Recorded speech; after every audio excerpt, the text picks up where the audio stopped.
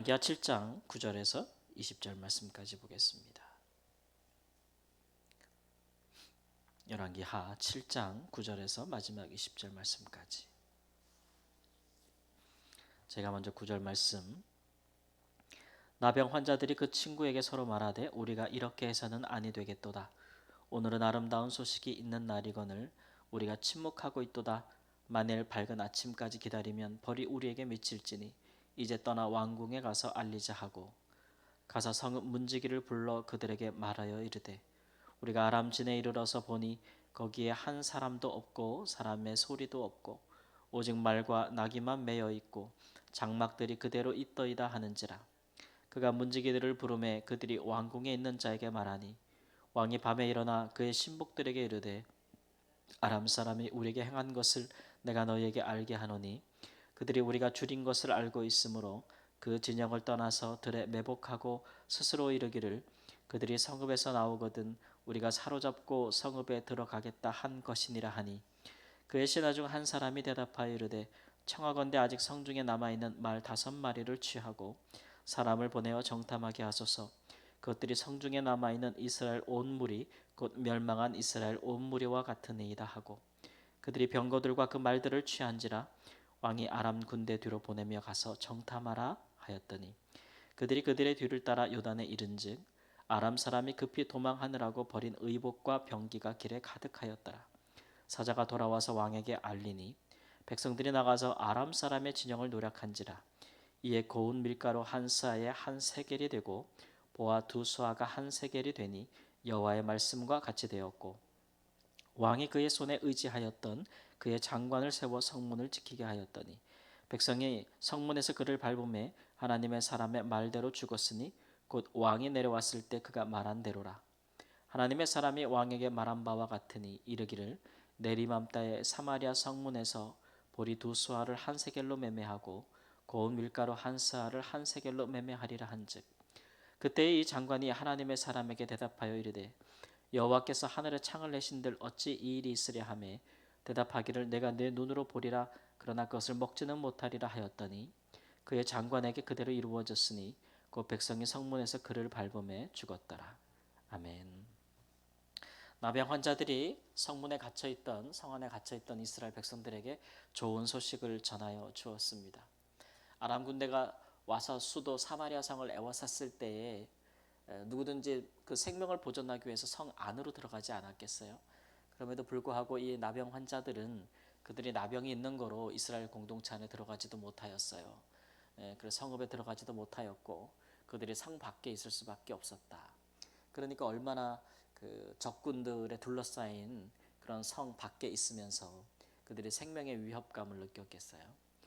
그러나 그들이 오랜 시간이 지나도록 성 안에 있는 자들보다 그들의 생명을 그 위협은 받았어도 그러나 생명이 보존되었고 또 성 안에 이제 들어가면 오히려 우리가 살지 않겠는가라고 생각하였을지라도 성 안에 들어갈 수 없는 상황. 그러니까 이 사람들의 신세가 참 처량하다. 참 안타깝다라는 것. 그래서 이 나병 환자들은 이스라엘 공동체 안에 함께 거할 수가 없었잖아요. 그러나 결국은 이 성 밖에 있었던 이들에게 가장 복음의 소식이 먼저 들려왔습니다. 이들은 어찌 성 안에 들어가도 이제는 죽을 것이고 음식이 없어서 우리가 줄여 죽을 것이고 이제 성 밖에 있는 것도 한계에 도달했으니 차라리 아람 군대로 나아가자. 그들이 우리를 살려두면 우리가 거기서 먹을 것을 구하고 살 것이고 그들이 죽으면 죽지 않겠는가 이제 이런 각오로 나아가서 아람 군대가 이제 하나님께서 그들에게 들려주신 많은 군대의 소리를 듣고 도망한 것을 먼저 보게 되었고 그들이 먼저 먹고 마시는 기쁨을 누렸고 또 그들 자신을 위하여 재물을 취하게 되는 전리품을 취하게 되는 일을 행하였죠. 그리고 나서는 생각하기를 우리가 이렇게 좋은 것을 보았는데 우리가 침묵하는 것이 우리가 계속 아침까지 침묵하고 있으면 우리에게 하나님께서 벌을 내리지 않겠는가 이렇게 생각했다는 거예요. 그리고 이제 성 앞에 갔는데 뭐 감히 성 안에 들어갈 생각을 하지도 못하고 성 밖에서 문지기에게 이야기하고 또 그 사람이 왕의 관리에게 이야기하고 또 그 관리가 왕에게 이야기하고 이런 복잡한 절차를 거쳐서 이 소식이 전해졌을 때조차도 왕은 믿지를 못했습니다.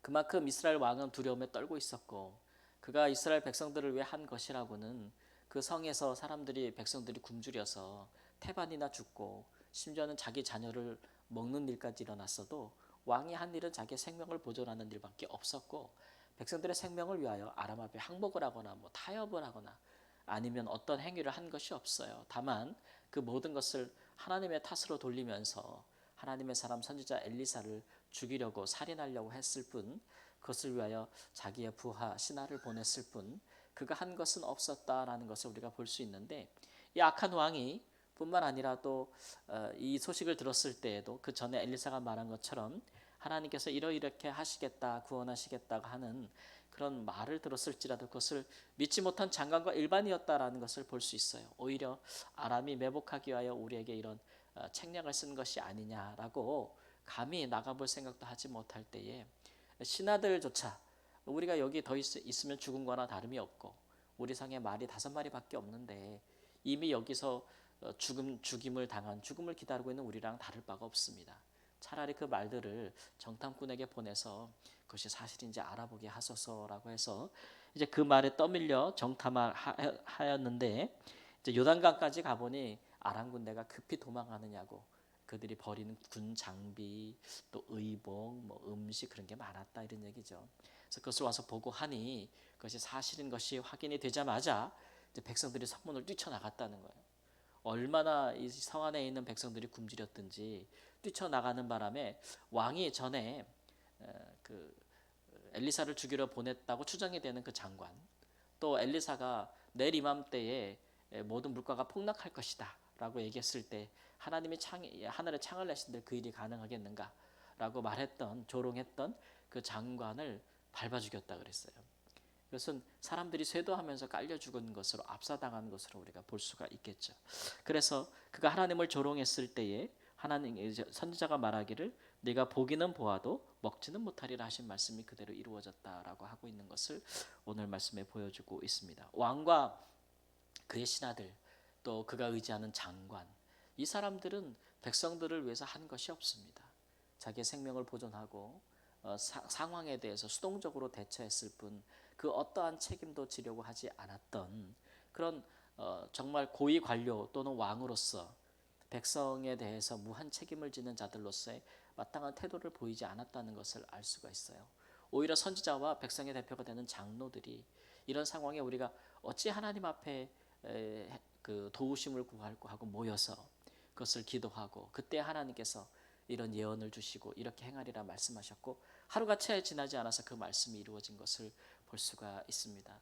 정말 가장 극한 그런 재난 위기의 상황에서 극적으로 하나님께서 그들을 구원하신 사건이라고 할 수가 있는데 그러나 이 같은 재앙이 어떻게 이스라엘 가운데 임할 수 있는가라고 생각해 본다면 당시의 왕과 신하들이 한 행위들을 보면 얼마나 그 시대에 위로부터 정말 악한 자들이 회개치 아니하는 자들이 하나님을 인정치 아니하는 자들이 하나님을 조롱하는 자들이 그렇게 당시에 왕이며 또 통치권자들이며 주권자들이었는지를 오늘 말씀에서 보여주고 있는 것이죠. 이들은 참으로 나병 환자들만 하지 못하였다라는 것을 볼 수가 있습니다. 한번 하나님께서 말씀을 하시면 그 말씀은 반드시 이루어지는 것이 하나님이 하나님 되심이다라고 하는 것을 볼 수 있죠. 여론 높은 사람일수록 자기가 행하고자 하는 일에 대해서 그의 말로서 이야기할 뿐 다른 것으로는 그것을 보장하지 않습니다. 뭐 높은 지위에 있는 사람들이 내가 이것을 하겠다라고 하는 그 말 한마디가 얼마나 무게가 있는 거예요. 그렇죠? 그래서 그 말이 그가 가진 힘과 권력의 그 상징이 되고 표시가 되는 것이죠. 만일 사람들이 믿지 못하면 달리 어떻게 할 게 없어요. 왜냐하면 자기보다 높은 사람이 있으면 말하기를 내가 이것을 행하겠다. 그런데 너희들이 나를 믿지 못하니 나보다 더 힘이 있고 나보다 더 높으신 어떤 다른 사람의 이름을 빌어서 이야기할 거 아니에요. 나는 믿지 못해도 내 위에 있는 그분이 이걸 행하겠다고 하셨다. 이게 선지자가 하는 일이에요. 근데 하나님께서는 하나님보다 높으신 이가 없어요. 그렇죠? 그러니까 하나님께서 무엇인가를 행하겠다 하실 때에는 하나님께서 그의 말 외에는 다른 것을 하실 이유가 없는 거죠. 그러니까 우리가 하나님을 믿고 따를 때에 그분이 하시는 말씀을 가장 존중히 여길 이유가 여기에 있어요. 그러니까 다만 우리가 하나님의 음성을 듣는 것은 굉장히 중요한데 또 성령님의 인도하심에 따라 하나님의 뜻을 감동으로 아는 것도 굉장히 중요하고 또 그런 일들에 있어서 하나님의 말씀을 참된 말씀을 행하시고자 하는 말씀을 전할 수 있는 하나님의 사람이 우리 가운데 있다라는 것은 정말 복된 일이죠. 그런 사람들이 하나님의 사람들이 가정과 교회에 또 우리 믿는 사람들이 사회 곳곳에서 하나님의 뜻을 전할 수 있는 그런 제 역할을 할 때에 하나님의 말씀이 성취되지 않겠습니까? 하나님이 무엇인가를 행하여도 하나님께서 이런 일을 행하실 것이라고 말할 수 있는 사람이 없다면 그 일을 이루어져도 그 일이 어디로부터 어디렇게 이루어지는 것인지 누가 그 일을 행하는 것인지 알 방도가 없지 않겠어요? 예. 그러니까 우리가 이제 그 대통령실에서 뭔가 대통령이 뭔가 하겠다 그러면 대통령이 직접 나와 할 때보다는 누가 직접 나와요? 대변인이라고 스피커가 나오잖아요. 똑같은 거예요. 그러니까 우리가 하나님이 직접 나타나실 때도 있지만 하나님이 직접 나타나시는 일에 대해서 그거는 뭐 흔한 일이 아니잖아요. 예, 그렇기 때문에 하나님께서 하나님을 믿는 자들을 선지자와 같은 자들을 통해서 먼저 대변하게 하시는 거예요. 예, 그래서 그런 일들이 이루어질 때에 하나님이 행하셨다라고 하나님이 행하셨다라고 이야기되어질 수 있도록.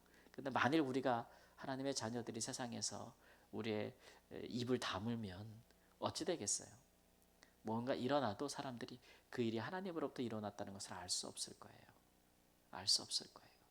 그러니까 그런 일들에 우리는 선지자와 같이 때로는 나병 환자와 같이 좋은 복된 소식들은 먼저 알리고자 하는 그런 거룩한 부담감을 갖고 사는 그런 책임감을 갖고 사는 일들이 꼭 믿는 자들에게 필요하다라는 것을 오늘 말씀에서 우리에게 깨우쳐주고 있습니다. 사랑하는 성도님들, 우리가 살면서 이렇게 그냥 하루하루 시간 그렇게 살기도 바쁜 시간인 줄을 아는데 그래도 우리가 기회가 닿는 대로 또는 기회를 만들어서 우리 입술로 말미암아 하나님에 대해서 이야기할 수 있는 또 하나님이 행하시는 일, 인생 가운데 행하시는 일들에 대해서 말할 수 있는 좋은 기회를 포착하시고 그런 사람들에게 기꺼이 전하시는 복된 은혜가 있기를 우리 주 예수님의 이름으로 축원합니다. 아멘. 주님 우리를 하나님의 말씀을 전하는 자로 세우셨습니다.